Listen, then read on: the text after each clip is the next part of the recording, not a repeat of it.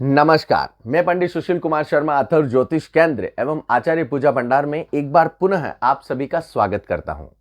आज का जो हमारा विषय है वह मेष राशि वाले जातकों के ऊपर है।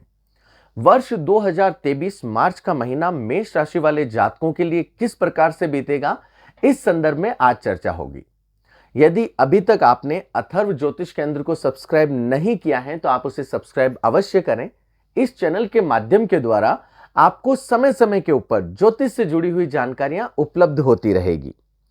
यहां पर यदि मार्च के महीने में ग्रहों की चलायमान स्थिति के बारे में बात की जाए तो मेष राशि में जो राहु है वह लग्नस्थ चलायमान है। साथ ही यहां पर मंगल वृषभ राशि का होते हुए धन भाव में चलायमान है। यहां पर चंद्रमा की जो स्थिति है वह तृतीय भाव में चलायमान कही गई है।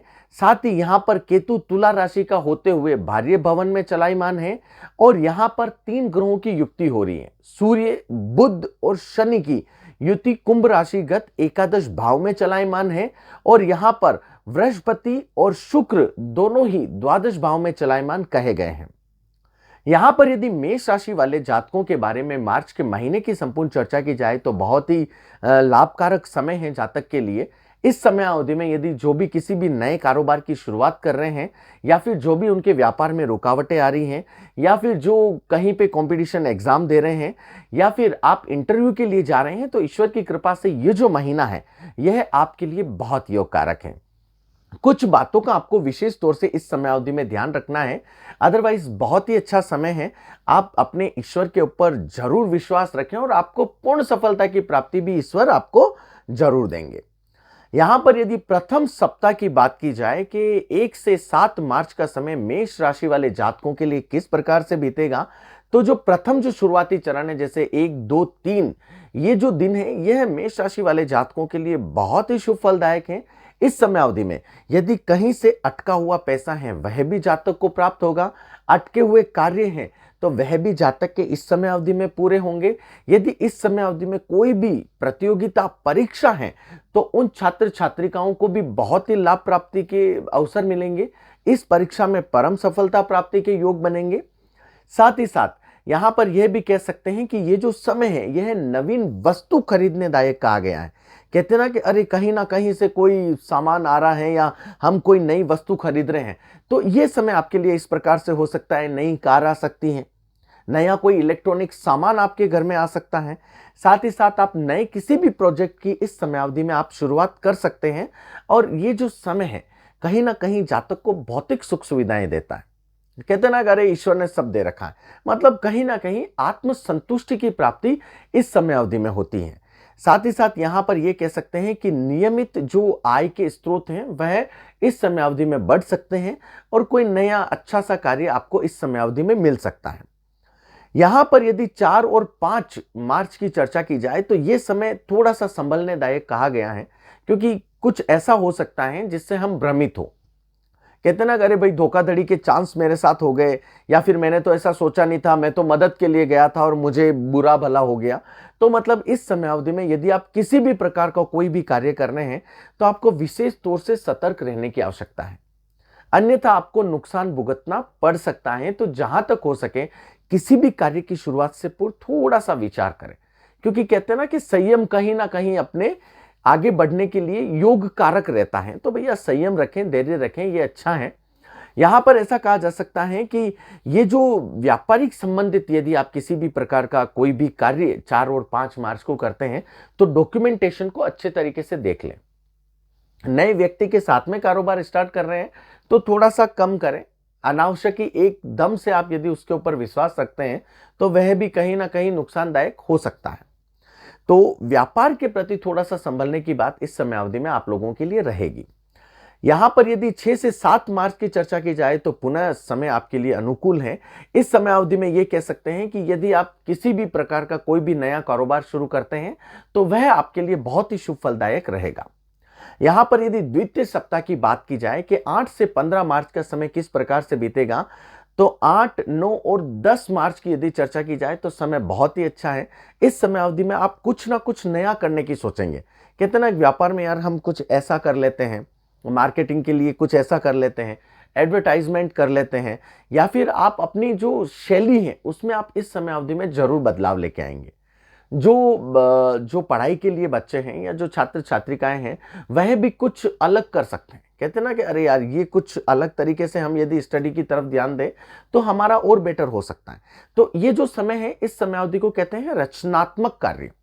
तो जितने रचनात्मक आप कार्य करेंगे उतना आपके लिए प्रोग्रेसिव रहेगा, काफी अच्छा समय बीतेगा। यहां पर ये कह सकते हैं कि कहीं ना कहीं ये जो समय है आपको सामाजिक गतिविधियों की तरफ भी लेके जाएगा। आप किसी ना किसी, जिसे ये कह सकते हैं कि आप किसी संगठन के प्रति, संस्था के प्रति, कंपनी के प्रति आगे बढ़ने के लिए कुछ ना कुछ नई चीज आप शुरू कर सकते हैं। 11-12 का समय काफी अनुकूल है। इस समय अवधि में हो सकता है कि आपके द्वारा कहीं ना कहीं परोपकार के कार्य हो, आप जरूरतमंदों की इस समय अवधि में सहायता कर सकते हैं।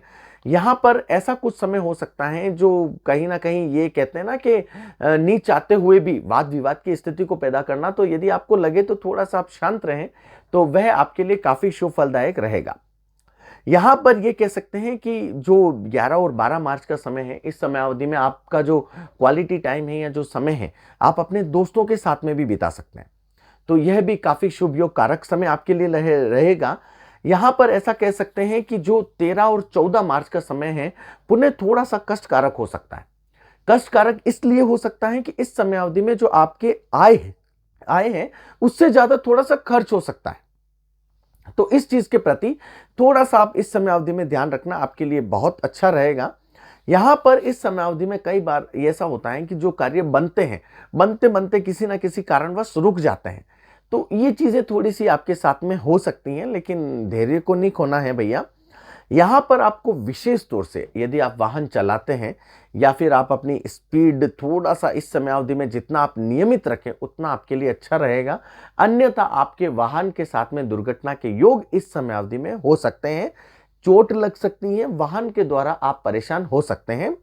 15 जो मार्च है उसके साथ ही आपके जो भी कार्य अटके हुए हैं पुनः अचानक से एक गति पकड़ लेंगे और कार्य पुनः अच्छी तरीके से आपके होने लग जाएंगे।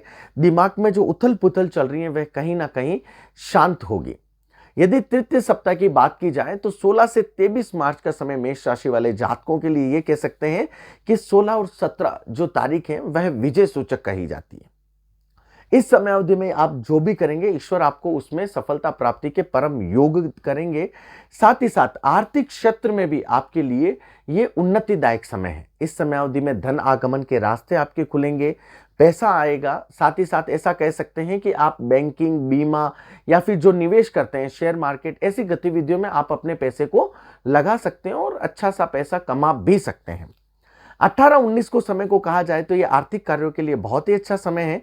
इस समय अवधि में आपको कहीं ना कहीं ऐसा कोई कार्य मिल सकता है या ऐसा कोई कार्य हो सकता है जिसके द्वारा सरकार के द्वारा आप सम्मानित हो।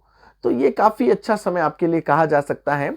यहां पर 20 और 21 का समय है, यह भी सर्व लाभकारी समय है। कोई नई जिम्मेदारी आपको मिल सकती है, चाहे परिवार की तरफ से हो, चाहे कंपनी की तरफ से हो, या आप यदि नौकरी पेशा में हैं या गवर्नमेंट जॉब में हैं तो इस समय अवधि में पदोन्नति के अवसर भी आपको मिल सकते हैं। यह समय काफी योग कारक रहेगा। यात्राएं आपकी इस समय अवधि में अच्छी खासी हो सकती हैं और यात्रा के ऊपर धन खर्च भी आपके इस समय अवधि में जरूर हो सकता है। मित्र और सहयोगियों के साथ में आपकी मुलाकात इस समय अवधि में होती रहेगी। यहां पर ऐसा कहा जा सकता है कि स्वास्थ्य की यदि बात की जाए तो स्वास्थ्य आपके लिए अच्छा रहेगा, कहीं कोई दिक्कत की बात नहीं है। 22 और 23 मार्च की यदि चर्चा की जाए तो यह समय पुनः थोड़ा सा दिमागी टेंशन वाला हो सकता है। कहीं ना कहीं थोड़ा सा तनाव और कार्य के प्रति, जिसे कहते हैं ना कि अरे मेरा मन नहीं लग रहा है, तो यह समय कुछ इस प्रकार का हो सकता है। साथ ही साथ इस समय अवधि में आपको काफी थकान महसूस हो सकती है। स्वास्थ्य के प्रति थोड़ा सा इस समय अवधि में ध्यान दें, लापरवाही ना बरतें तो आपके लिए काफी अच्छा रहेगा। यदि मेष राशि वाले जातकों के बारे में चतुर्थ सप्ताह की बात की जाए तो 24 और 31 मार्च का समय मेष राशि वाले जातकों के लिए काफी योग कारक रहेगा। 24 और 25 का समय पूर्णतया अनुकूल है।